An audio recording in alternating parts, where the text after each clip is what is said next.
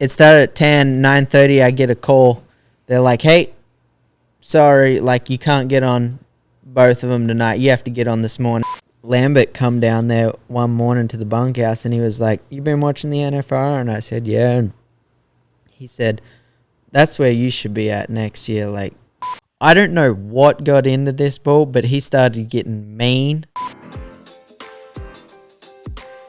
Good morning, ladies and gentlemen. Dale Brisby here, the world's greatest bull rider, and today we're interviewing a fellow legendary bull rider, Mr. Kai Hamilton. He's the 2023 world champion, and he had a big surgery in 2024, and we're going to talk about his comeback story. We're going to talk about the 2023 World Championship, what made it so special, some of the challenges during the NFR, the story behind the interview that went viral. And we're also going to drink a ranch fuel together, old son. Yes, sir, a fellow ranch fuel endorsee, Mr. Kai Hamilton, is enjoying, I believe, agave lime and maybe orange cream. But check out ranchfuel.com and use code DALE for 15% off on ranchfuel.com. Let's hear Kai's story. Welcome, ladies and gentlemen. Rodeo Time, the podcast. Do you want a ranch fuel? May as well. What flavor? I'll take that blue one.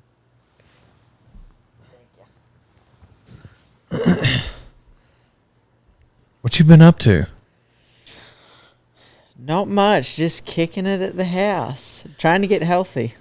I saw that y'all recently had your first buck out at Humptown. Yep, we did.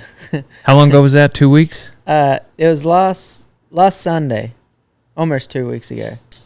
Did you get on the first bull? Yeah, I did. I did. Did you feel like you had to you'd be the one to get on the very first bull? Oh yeah, for sure. It wouldn't be right if I didn't. Yeah, get somebody else to do it. Yeah, but we Jacob Carriage, young Australian kid, he come over and got on one yesterday. He's the first one actually that's been on that wasn't me. Yeah. We bucked bulls like 3 times here last week, and I was getting on, and it was just me getting on. But Jacob came over yesterday and got on some. So. Did it feel different? Feel special to get on at your It was pretty cool. Like back home, my mom and dad, like, they just had a house in town. Like, I didn't grow up on a ranch. All my dad's side of the family, like, they own ranch and stuff, and like I'd have to go to their place to ride horses and do all that kind of stuff. And I always gave them heck that I wish they'd have bought a ranch or bought a farm so I could have that kind of stuff growing up. But so it was pretty cool to have my own place and have it set up how I wanted, and something I've always wanted. So it was a pretty cool moment for sure. Yeah, I remember. Is this your first house too? Yep. Yeah. Did that feel cool? Yeah. Sleeping the first night you slept here by yourself, like it's just like I'm in my own house. It was kind of weird, just because, I don't know. I guess not many 23-year-olds, 24-year-olds get to buy their first house all the time. So it was pretty cool. Definitely fulfilling moment, but it's kind of getting old now. I got to clean it and look after it. Yeah. I remember that first time for me, like both of those, like wasn't that long ago actually, but first time I slept in my own bed in my own house that I wasn't renting. Yeah. And then the first time I got on, I can't remember if it was a bull or a horse in my own arena, but that's what made me ask that. It's just like a neat moment of, I don't know, you feel like a grown up. Yeah. And then you got to start paying bills and everything, and that part sucks. Yeah, no, for sure. Before I got my arena, it was the same kind of deal when I got all the bulls and had my stock trailer and stuff. And at the start of the year, it was the first time I was hauling my bulls over to a buddy's house, Travis Edwards, to buck them. And even just doing that was pretty cool in itself. I'm like, heck yeah, like I got my own bulls. I can get on them whenever I want. Don't have to ask anybody. All I need is pretty much someone to pull the gate and pull my rope. And so, I mean, yeah, just doing that in itself is pretty cool. Yeah. I forget about all the Australians around here. Travis and Toby. Yeah. And there's a bunch of right around here, huh? Yeah. Yeah. No, they all seem to kind of flock to here. Between here and Snyder, I Yeah. feel like there's a lot that they recruit a lot of Australians over there at Snyder at the college. So I feel like between here and there's always someone, or there's quite a few that hang around. I can't remember if I asked you this on the last podcast. It's been about a year because it was before the finals, but Lance Kelly? Does that ring a bell? That name rings a bell, but I can't. He rode Very Bears, good. Bronx, Bulls, and tough rascal. So, I mean, all you guys are tough from over there, but I want to say went to the circuit finals in the bronc riding. Huh. I don't know that he ever went to the NFR, but he still lives over here. Yep. Married an American girl, and Lance Kelly. I'm sure Travis knows him, Yeah. but anyway.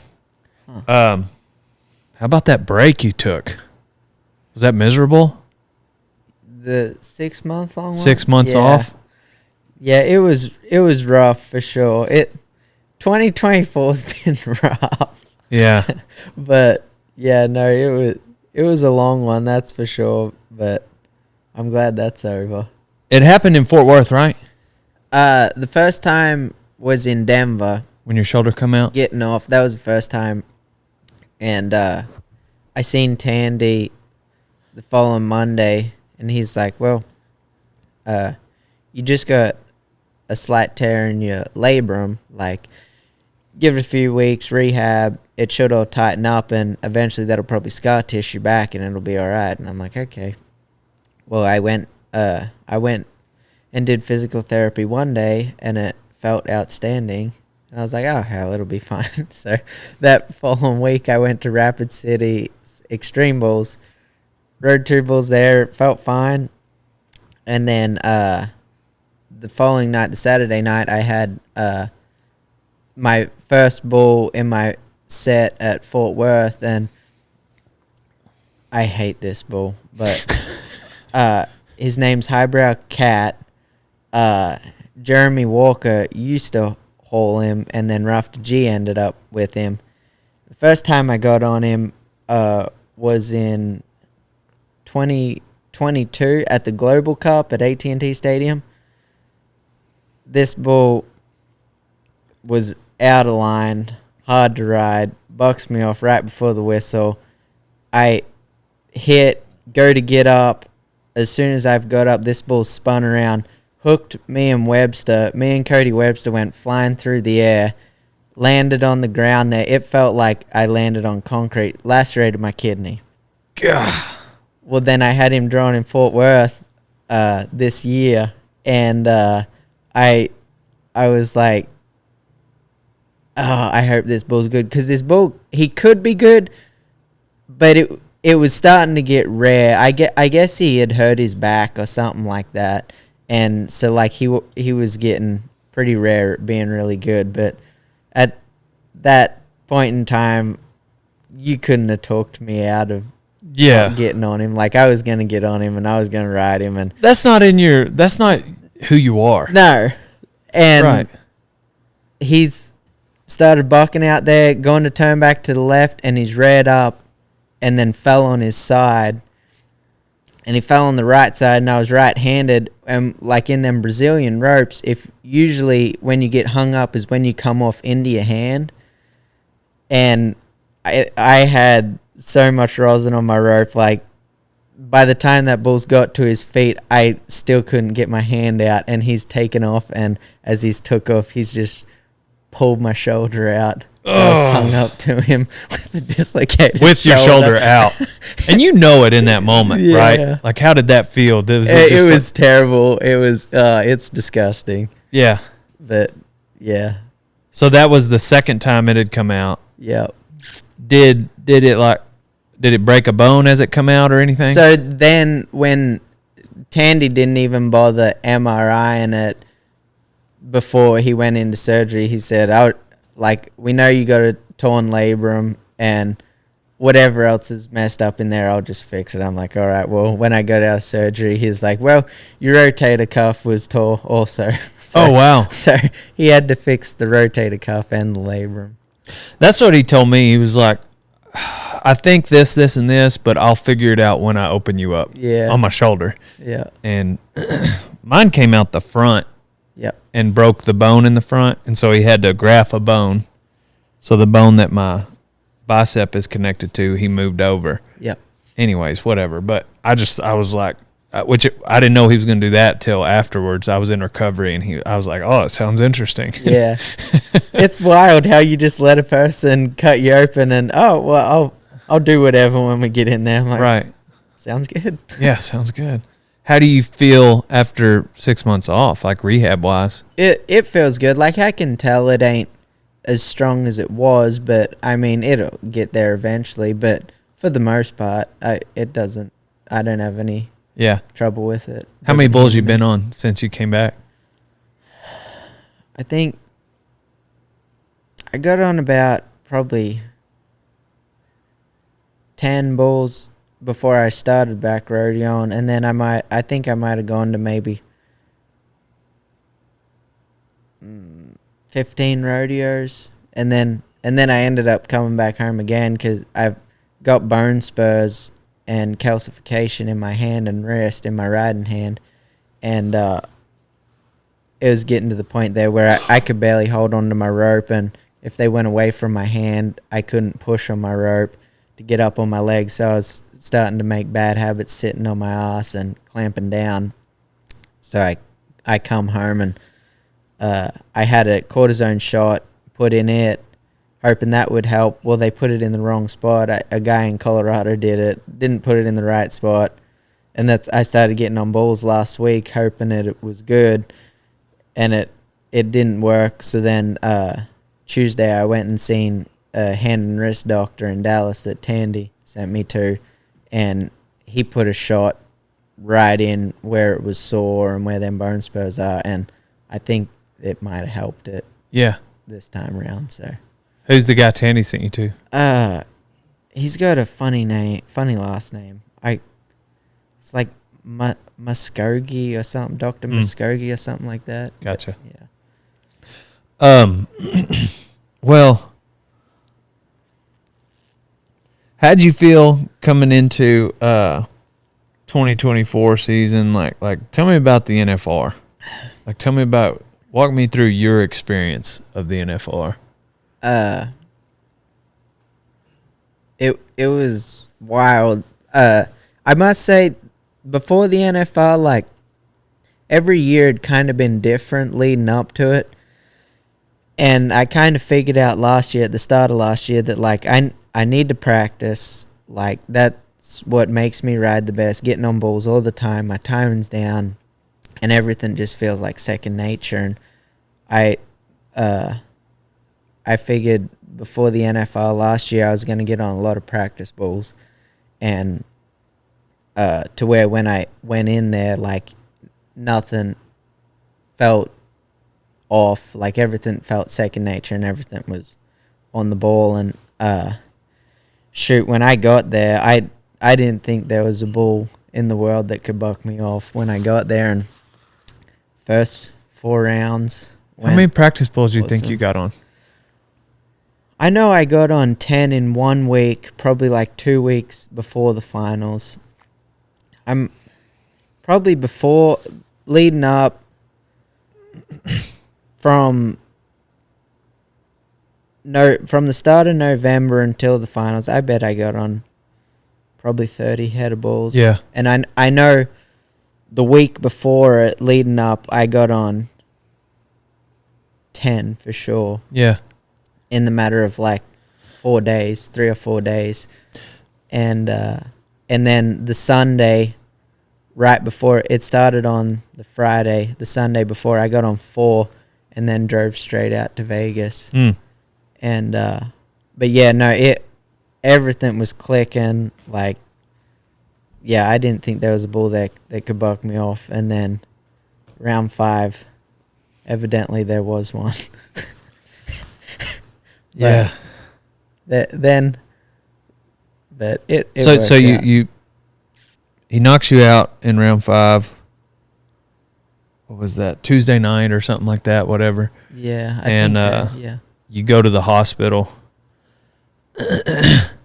spend the night.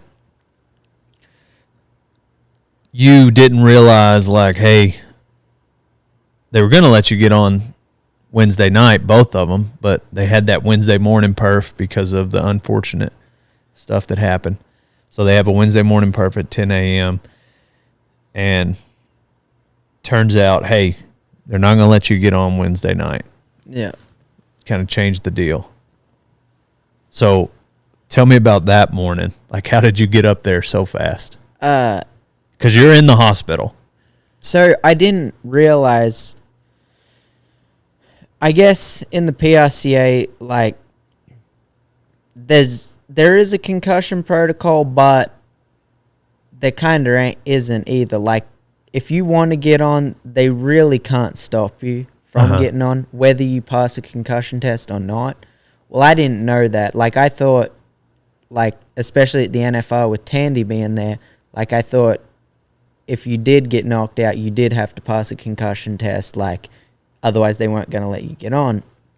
So it just so happened that they had that morning performance, and they usually, if you can't get on a re-ride one night, like if you're hurt or so on, they'll run it the next night. You can get on your re-ride from the previous night first, and then get on your bull that you had for that round also.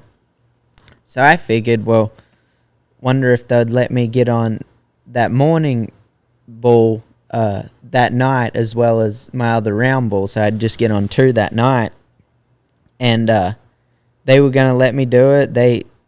Because I figured, hell, I didn't get any sleep at the hospital that night. I was up till 4, and then I was out of there by 7:30. And I was like, well, I need to go back and get some kind of rest so I can pass this concussion test. And so they're like, yeah, you can get on both of them that night. That's fine. Well, I guess there was some guys that didn't like that idea. I don't know why. If anything, it helped them because I had to get on 2 in one night. They only had to get on 1. But they blew up about it. So then I think the perf started at 10. And let me shut this off. And it started at 10, 9:30, I get a call. They're like, hey, sorry, like, you can't get on both of them tonight. You have to get on this morning. And if also at the NFR, if you turn out of a round, you have to miss the next round too. Golly. So they went from helping you out to, like, somebody complaining, and now they're against you. Golly.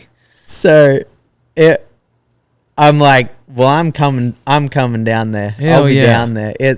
The perf started at 10. It was 9:30. I was still sitting in my hotel room. I'm like, I'll be there. Like, don't turn my bull out. And I get down there. Well, I've gone into Tandy's office, and I was kind of worked up about it all. And he said, how you feeling? I said, I feel fine. I said, because I had 2 broken ribs, and I said, I had a bruise on my lung. And I just said to him, I said, if I do my job, get off fine, like, everything goes right, I can't do any more damage. Like, he said, no, that's fine. I said, all right, good. And he said, how's your head feeling? I said, my head feels fine. He said, you going to do this concussion test? I said, whether I pass or fail that concussion test, I'm getting on. And he's like, okay. Sounds good. Well, do you want to do the concussion test anyway? I said, the result ain't going to make a difference. I said, there's no point. He said, all right. Dang. So you just were hoping, and anyway, it turns out there's not a rule in the PRCA like there is PBR. Yeah. And so that's like probably pretty close to 10 o'clock. Yeah. Or was the rodeo already started? Yeah, by that time they were starting the grand entry and all that. So. Yeah. How did you actually feel physically? So, like, I know you had adrenaline because you had to rush. Yeah. You're probably a little pissed off. I was sore, but, like, I don't know. Just the mentality and, like, all the preparation I had done, like, I still didn't have any 1 ounce of doubt in my mind that I still couldn't win and everything. And like I was hurting, but I knew if I just got in there, took my rap, slid up and went, whatever was hurting was going to hurt. But if I didn't think about it, I just got in there, nodded and went. Like, if it's going to hurt, it's going to hurt. But at least the gate's open and you're thinking about riding. So, because it's second nature. Yeah. Because you've been going so hard. Yeah. So it wasn't too bad in the moment and stuff.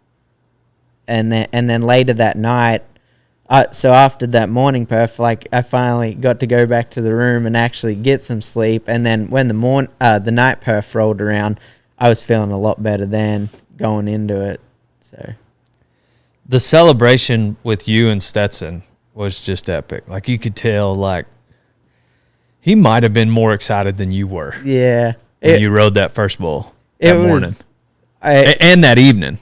Watching that video, like, it's my favorite memory for sure. Like, to have a guy of his caliber rooting for you that much to win and that excited to see you win, like, you can't put a gold buckle or anything on that. Yeah, like, for sure. That's something special. I mean, yeah. If only JB would have been able to be back there behind the chutes too. Like, that'd have been the only thing to make it better if, you had him with you too. But yeah. So then you win the second perf on Wednesday night. What was it, like $90,000 total? It was that you won on the day. 114,000 in that day, just on Wednesday. Yeah. And so they interview you. What's his name? The guy that interviewed him? Steve Kenyon. So Steve Kenyon. It's like, you won this morning. You won this evening. $114,000. How did you do it? And then you said, by not being a and that clip went mega viral. Mega viral. I was so, I don't know, I was tired. I was over everything. I think that was the only interview I did that night. Like, I think even before we did it, I said to Steve, I'll do this one and the PRCAs and then I'm done. Like, I don't want to stand here and do all this. Like, it's whatever. They know how it went. Like, they got videos. It's fine. Well, when he asked me that, I was like, I'm not gonna stand here and just talk and I'm gonna just call it how it is. Yeah. God, dude, every fan of Pro Rodeo fell in love with you in that moment. Did you, when you said it, did you feel like, you know what, that felt good? Or are you like, man, I hope I don't get in trouble for saying a bad word? I honestly, I was so wore out. I didn't care one bit what was said. Yeah. And but I don't know. I think hanging around the guys I was hanging around leading into it, being at JB's, like, that guy calls it how it is every time. Like, he ain't gonna sugarcoat nothing. And I'm being around that, I think I was like over sugarcoating stuff and just figured I'd just call it how it was. Yeah. Yeah, we made that shirt, and so we have Kai Hamilton t-shirts on rodeotime.com. I got like 8 designs I want to show you before I leave today, some new stuff coming, but I was like, oh, we need a cat. And I had Hilton, the buddy that did Cody Webster's, some of his designs, and him draw it up, and it's just a cat with a hat on. The cat actually looks pretty cool, you know? Yeah. And so it kind of throws people off, but I don't know why, but I just wanted this little badass cat to, be on there smoking a cigarette, and he's kind of looking at the camera. It says, don't be a, that way, everybody feel comfortable wearing it, but essentially, I got it on my wall in the gym where all the interns, where we work out, and just in quotes, just don't be a Kai Hamilton. And anyway, I love it because it's just, you can't not think that way and be a successful bull rider. Yeah, for sure. I feel like there's just got to be this moment where you throw everything out the window. Yeah. Like if like that moment where you know 2 ribs and I get a lot of guys coming into the intern program that are starting out for the first time, and I don't know, I try to have a conversation here and there, but it's hard to communicate what a person should be thinking. Yeah. And I don't know, the way you said it is the best way to communicate it. Yeah, it's tough. It took me till I feel like last year to figure that out. Like Fort Worth, San Antonio, Denver last year, like I think I got on 12 bulls and might have rode one of them. Like I was literally at the point where I had to quit giving a shit because everything I was trying to do, what I thought was the right thing to do, wasn't working. Yeah. And finally, it just so happened that we were in San Antonio and JB was down there, and I didn't know what to do to try and turn things around. And I was like, "Hey, what are you doing this week?" He said, "Nothing, just be at the house until he went back to San Antonio for the semifinals." And I was up the same, and I was like, "Can I come to the house and just get on a bunch of bulls?" And he's like, "Yeah, that's fine." And I literally went there the whole week, and I think I got on bulls every day there for a week, or every other day for a week, and literally just quit giving a shit about the whole outcome. And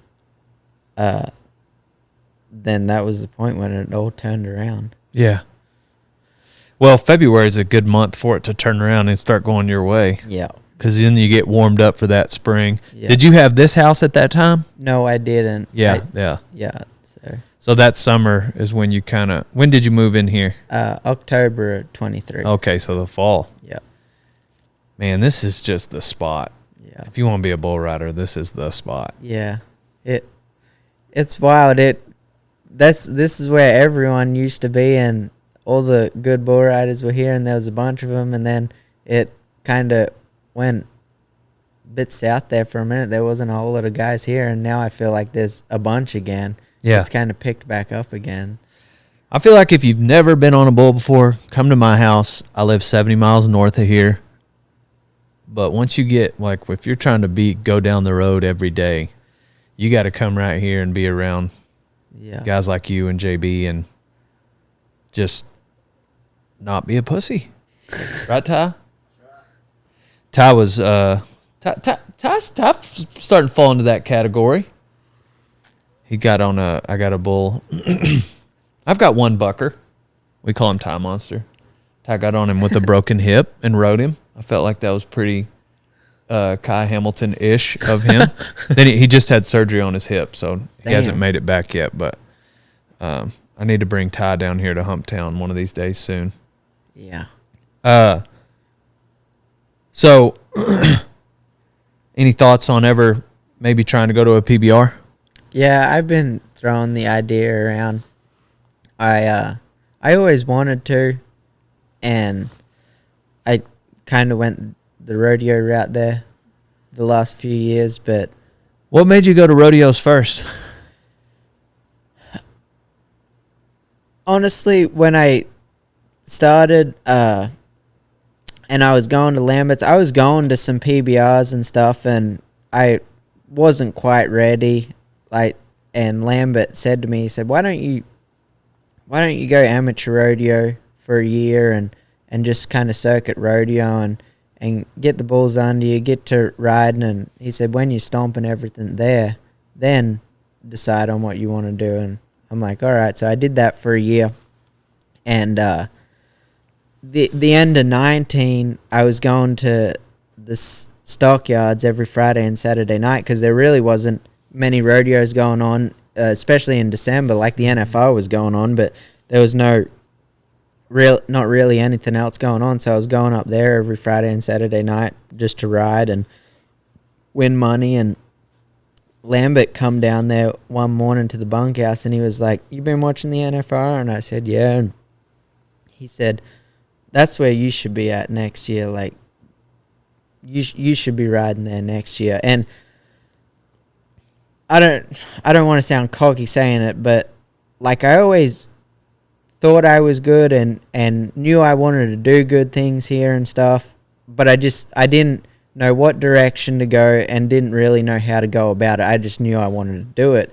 And when Lambert came down that morning and said that, like, especially coming from him, I was like, dang, like, maybe I am good enough and maybe I could do what I want to do. And it gave me a goal and something to strive for. And 2020 rolls around and I was sitting second in the world going into the NFL with a chance to win a world title. And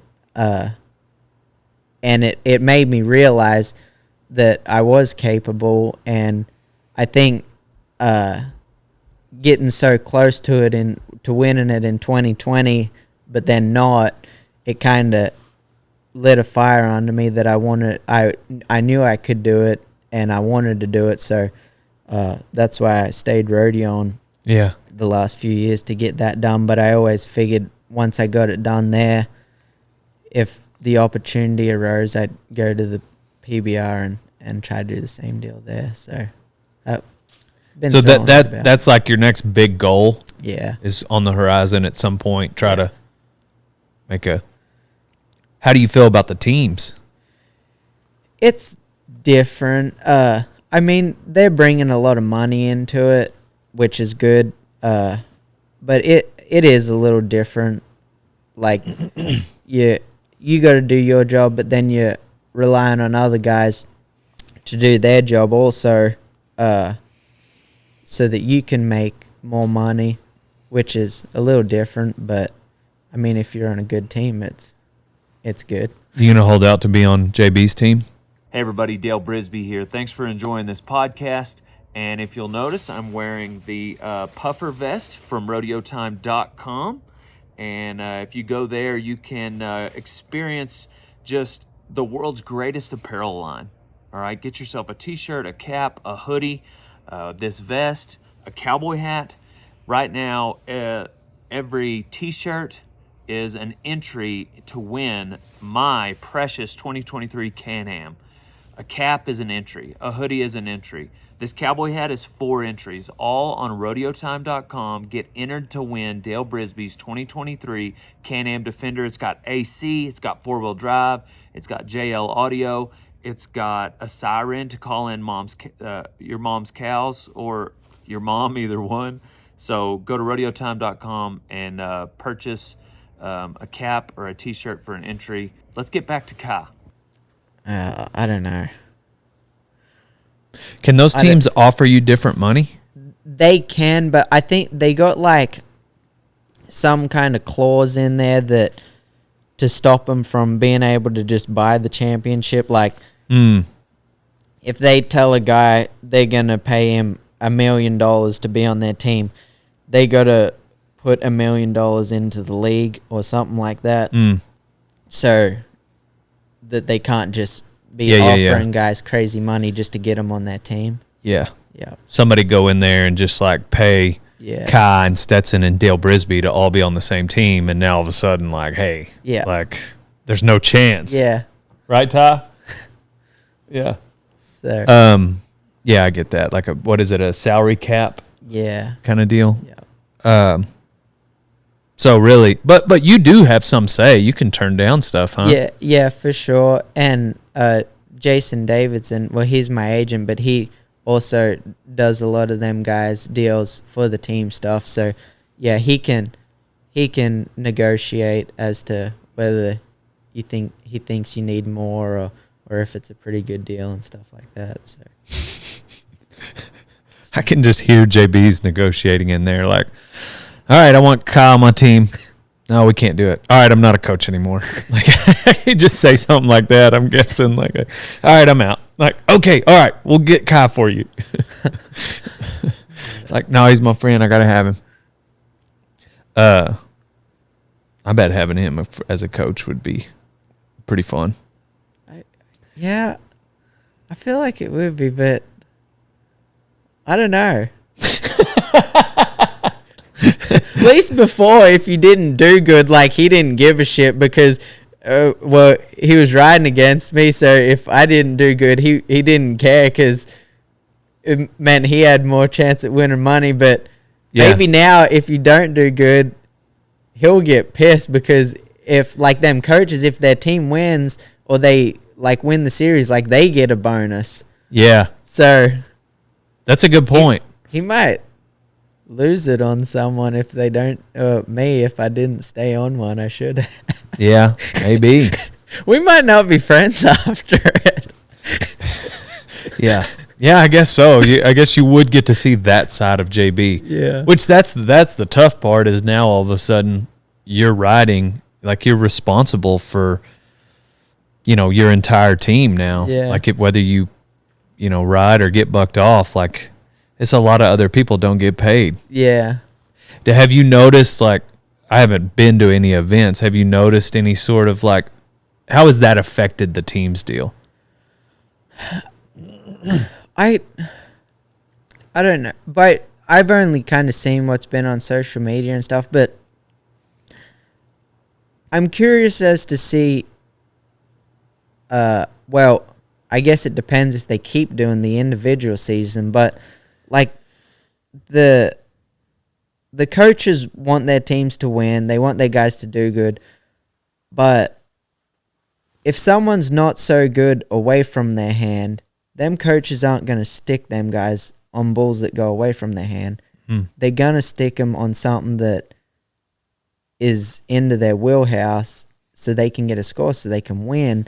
And I've kind of been wondering how that's going to go. Like, you see a lot of guys getting on bulls into their hand at them deals. There's been a few guys that have got on bulls away from their hand and made great rides and stuff, but majority of them are all into their hand, and I'm wondering how it's going to go when it rolls around to the individual stuff as it goes on.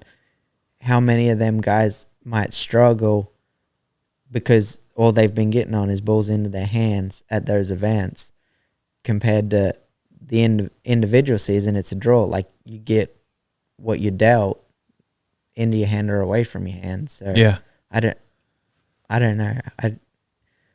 I see that they're getting more money and they're trying to make it better and stuff like that. But that's why I like the individual stuff, and I see it as an individual sport more so than a team sport for sure.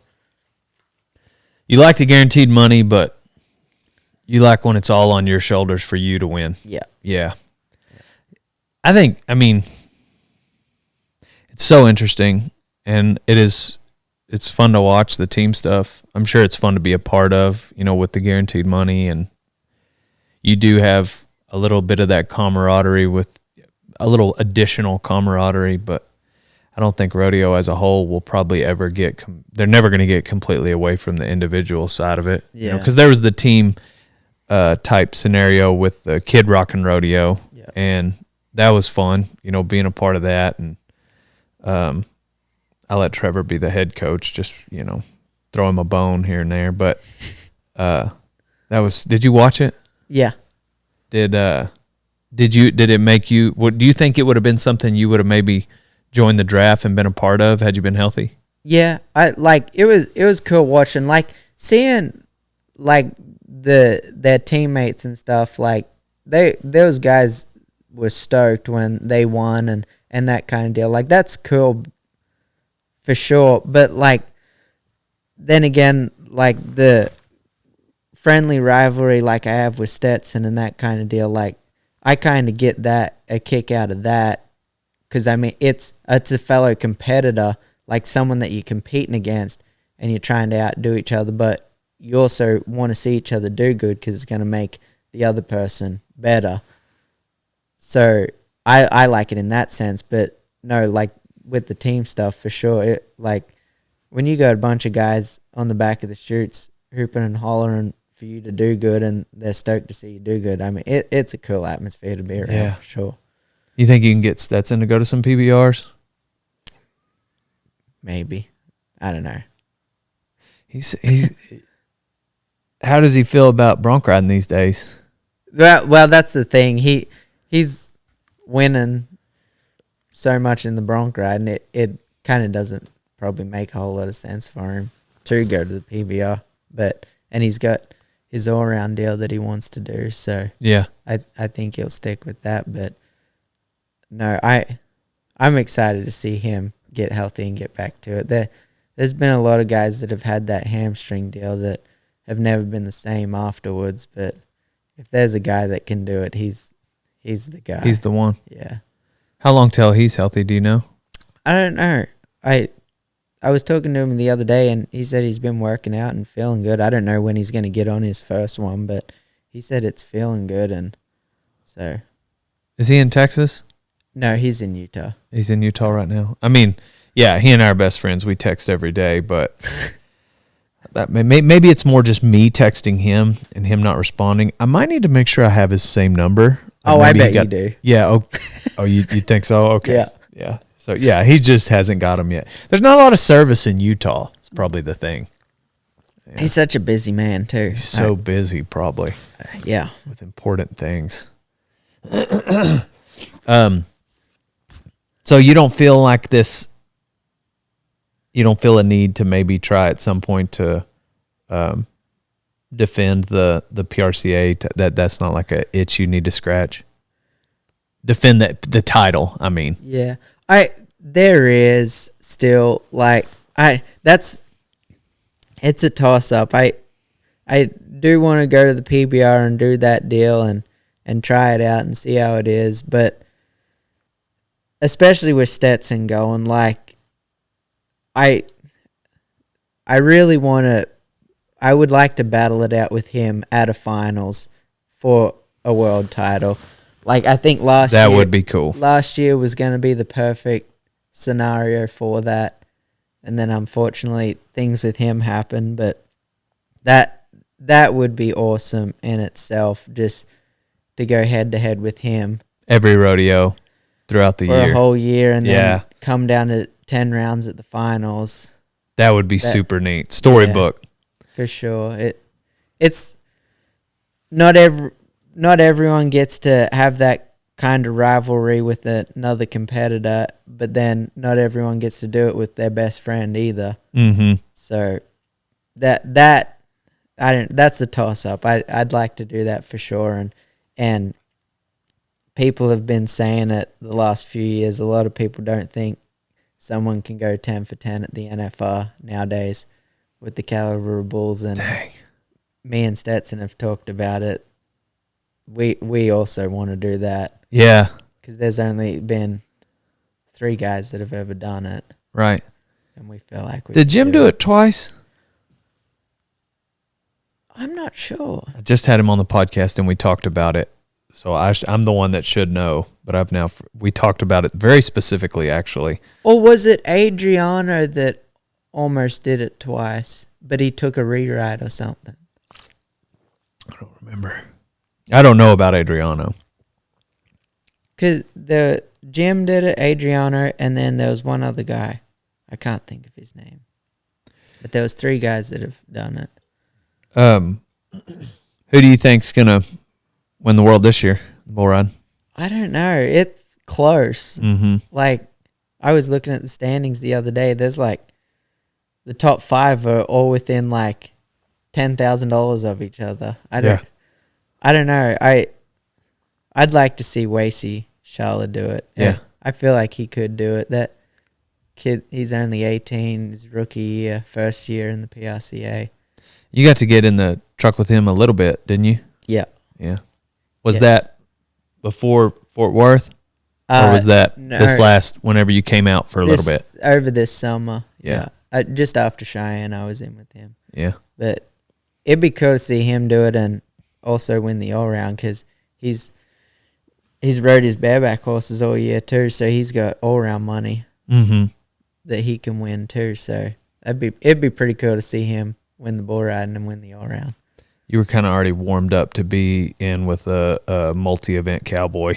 Yeah, that ain't no kid. I liked going with Stetson better. We could leave at the end and still not have to be there right at the start. But with Wasey, we'd leave at the end of the rodeo and then have to be there an hour before the rodeo started so he can get ready for his bareback horse. Well, an hour doesn't seem too bad because some of them guys like a full 2 hours before they get on their bareback horse. Wasey was pretty good about that. He didn't have to be there that's super good. Early. But, yeah, I dang sure.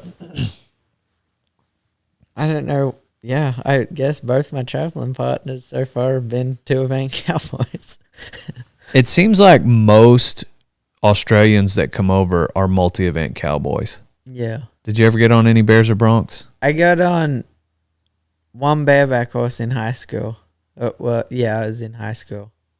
I did not like that one bit. Yeah. I like the event. Like, I love watching it. Like, them guys that do it, like, I think it's cool. Bareback riding? Cool. Yeah. I love that event. And that's it. I figured I'd try it. And my uncle, he had some old saddle horse, and I put my bareback rigging and like on him, and dad was the same deal, like with the bareback riding. He's like, if you're gonna do it, like, you're gonna do it properly, same as the bull riding. Like, we're not just gonna get on just to try it. So I'd get on that saddle horse with my rigging, and he'd just lope around the round pen. And even just, I don't know if them bareback riders do it. I'm sure they have at some point, but just doing that in itself is a freaking workout and hard to do. Yeah.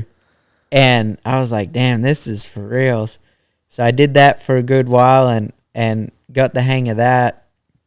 And then I went to a little rodeo up by home, and up in Australia, they probably don't have the best horses to start out on and learn things properly. And this thing was a big, we call them clumpers over there, but they're like half Clydesdale type deal, stock horse. Yeah. Big old thing. And he was quiet and gentle, but this arena was probably the size, well, almost the size of like Cheyenne, like bigger. Wow. He's ran. Golly. Are you talking about the Cheyenne where it's cut in half and there's the pit, or the whole thing? No, just where it's cut in half. Okay, still though. Huge. He's running, and I'm like, oh, hell. And finally, he breaks, and I go to rip him and set him, and he jerked. He broke for one and then went to take off again, jerked the hell out of me. Golly. I double grabbed. I'm like, screw this. No more thanks. Bareback riding. No, I'm done. So did you never even consider broncs? No, I didn't. I didn't. My dad rode broncs and bulls, and he was a pretty good bronc rider, and but no, I never took a liking to it. Never wanted to try it. But yeah, it seems like that seems like the event where most of the Australians come into, right? Yeah, it's bronc riding. Yeah. I can really only think, what is it, you and Toby that ride bulls, and Toby also rides broncs. Are there any other bull riders that I'm missing off the top of my head? There's been quite a few over the years, but I can't think of any just off the top of my head. As far as guys rodeoing, I guess, like Reese England and Cody England. Is that Cody's brother? Yeah, like Reese rode bulls, but he also rode broncs also. And I mean, Cody has rode broncs and bareback horses. Yeah, I feel like a lot of the rodeo guys usually, do more than one event. Does Cody live around here? I'm not sure. I think he was living around Cisco, I thought. Yeah. But then I think he was up in Colorado or somewhere a little bit too. Yeah, that y'all got a tribe. Seems like you're all notoriously tough. Why do you think that is? I don't probably because they sent all the convicts to Australia from England. Yeah. And you just have to be. If you're a convict, you have to be. It might just be in our DNA. Yeah. Probably gonna say a cuss word or two. Yep. Maybe drink some Foster's. It's Australian for beer. Maybe drink a few beers. And then ride broncs and bulls. More than likely. Kind of what y'all are known for. Yeah. Do you get to go home a lot? I don't. I been home once in the last 6 years. I was gonna go home for Christmas this year, but Like 2024? yeah, Yeah. but no, I haven't got to. I enjoy going home and seeing all the family, but I mean, I want to be over here, and this is where I got to be to do what I want to do. So I enjoy being here. Every now and again, I'll get a little homesick and want to go home, but it is good. When I went home in 2022 for about 2 months, and it was a good refresher. Mm. And I think if I do that again this year, it'll help me mentally for sure. Yeah. Yeah. Well, what about citizenship? So Trying to find a girl? no, the lawyers that got me my sports visa, I didn't even know they were doing it, but they sent me an email one day. They're like, "Hey, we need you to fill this, and this out. We're doing your green card." I'm like, Dang. okay.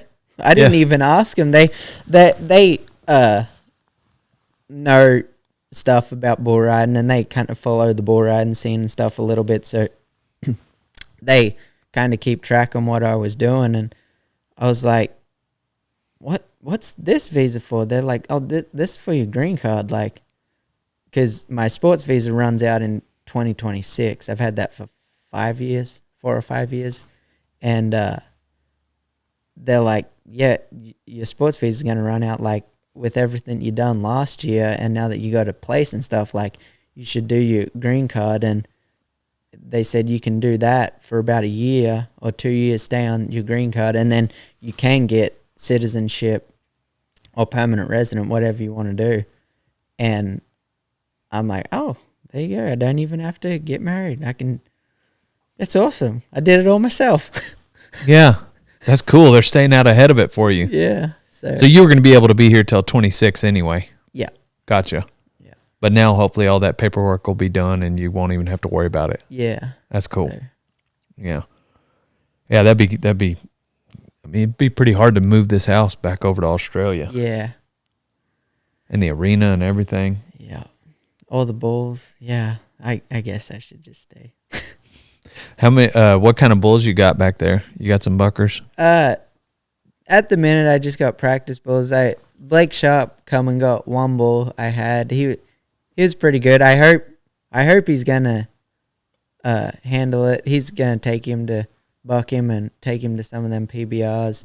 And if he handles it and takes it well and keeps bucking, I don't think he'll throw the towel in. Me and Stetson bucked him, drove him 17 hours, bucked him 4 times that next week, and he bucked every time. He didn't throw the towel in. So Dang. I think he's going to handle it. But, yeah, he was pretty good, and I figured there's probably not much point in having a bull that good just standing at the house just to practice on once a week or every couple of weeks or something like that. So Blake Sharp come and got him, but, yeah, hopefully.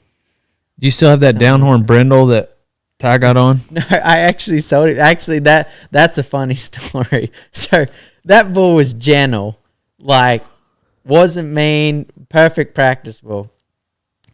I don't know what got into this bull, but he started getting mean, and he was kind of starting to peter out a little bit. He wasn't quite as good as he was, but he was still like good for like a high school kid or something to practice on.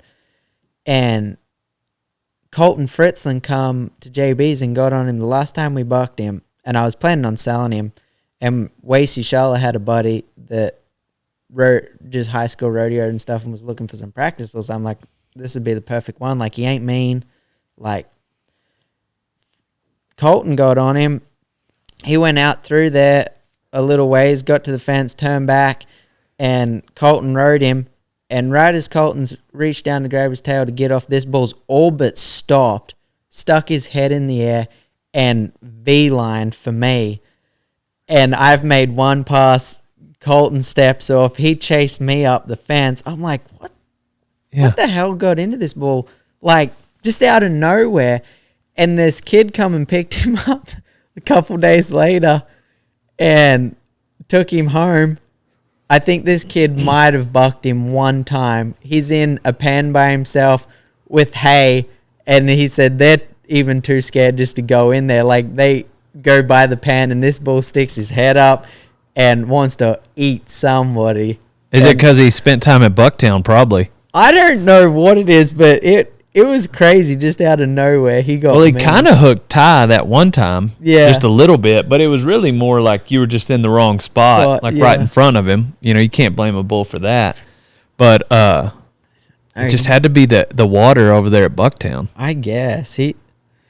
I couldn't believe it. I went from being able to scratch him in the pen to, like, he was wanting some blood. To kill somebody. Yeah, I'm like. What about that chop horn bull? Had that one side real small and then the other big horn? Oh, Big Bats? Yeah. He's still here. He is? Yeah. He's got a pretty decent trips. He hasn't thrown in the towel. Yeah, no, he's good. He's 9 years old. He's still good. Yeah. What JB's got a lot too, I'm sure. He put his team on. Looks like they've had some practices. Yeah, they've been practicing out there quite a bit. He got Case Hit was on his team. It still is on his team, and JB was needing some practice bulls, so I think they got some young bulls from HD and brought them all down, and they've been practicing on them. Some of them are mean. Wild. Yeah, he told me yesterday he was going to work like 30 head of bulls. Those are the ones from HD probably? Could have been, yeah. Oh, excuse me. Dude, you keep a really clean house. Thank you. Like, I know Australians have this reputation of being wild maybe, but like, I feel like you've got somebody like that comes over and... Do you have a professional cleaner? I don't. Yeah, me. You've got a Roomba? Oh yeah, I do have a girlfriend. Yeah. Yep. Just go press a button and does the vacuuming, the mopping. Yeah, there you go. It's perfect. The Roomba. Yep. Yeah, it's kind of unsuspecting, you know. I'm not saying that like I assumed you were a bachelor pad from an Australian now in the US living the rock star lifestyle. It's very clean in here, you guys. I think it's probably because I come in here to sleep and that's about it. Yeah. I don't buy groceries. I go eat out all the time. I don't see the point in cooking for one person. Are you going to crack out one of those saddles on a horse? Maybe one day. I rode my Cheyenne one, but I got a saddle that I won at the Mirage just for drinking beer. So I just ride in that one pretty much all the time, but I might. That'd be funny. Yeah, that's my Houston saddle. I should just enter a team roping and ride my world champ saddle. Yeah. Well, it's been good being on the same ranch field team with you, so it's good to share one. Yeah. If you don't drink ranch fuel, people, you ain't no cowboy, because Kai, Dale Brisby, and all the Wright brothers, huh? Drink ranch fuel. Yeah. Who else is on the team? I can't remember. A lot of Rainers. A lot of Rainers. Yeah. Yeah. Cutting horse people. Zeke Thurston. That's right. Yeah. That's it. Another foreigner. Yep. You know, that word almost sounds derogatory. I don't want to call you a foreigner. I've been called worse. Yeah. Yeah, Zeke's a Canadian. Kind of notorious for being tough, but not quite like Australians. They can just withstand the cold. Yeah. Yeah. And you guys can withstand the heat. Yep. Who do you think could outdrink the other? Oh, that's a tough one. I know they could damn sure outdrink me. I'm a lightweight, but it's funny you say that, because I've seen a lot of Canadians that can drink. Yeah, they just like, and same with Australians. It seems to be a lot of Australians go to Canada first before they come to the States, and they get up there with them Canadian boys, and it's like two peas in a pod. yeah, It's like they get wild, and yeah, it seems like Canadians and Australians. One question we've been asking guests a lot: what animal do you think you could take in a fight? You're in a concrete room, just your boxers, hand to hand. The reason that I specifically thought about it with you is one of our guests said a kangaroo. And you being from Australia, I feel like you would know. Do you think could you take a kangaroo, or what animal could you take? I feel like I could, but that'd kind of be scary. I'm gonna just say a little house cat. We've had a few people say that. But actually, a kangaroo. I bet I could, but if they got a hold of you with them claws and kicked you with them claws, that wouldn't be good. Maybe just not like a full-size kangaroo. Yeah, like a big buck kangaroo. An adolescent kangaroo. That's what we'll go with. Yeah. Yeah. I was thinking, I thought maybe a steer, but then Cowboy said, no, it has to be aggressive and it's coming after you. So, Kid Rock said a possum because a raccoon can stand on their back feet and come at you, you know. Shane Smith said he could take a Coetzel. Coetzel said he could take a walrus. I'd say like a coyote or a dingo. I've never interacted with a dingo, so I don't know about that one. They're pretty much like a coyote. Yeah. Yeah, because once you get a hold of like any of their legs, you can control. Yeah, they're screwed. Yeah. Yeah, they're screwed. Yeah. They'll tap for sure. I could take a pig, a feral pig. I think that's my new answer. Feral pig. Yeah, that'd be a good one too. As long as they don't bite you or get you with the tusks. Same thing with, once you grab a hold of one of their legs, it's game over for them. Did you have any interactions with animals in Australia? No, nothing like that.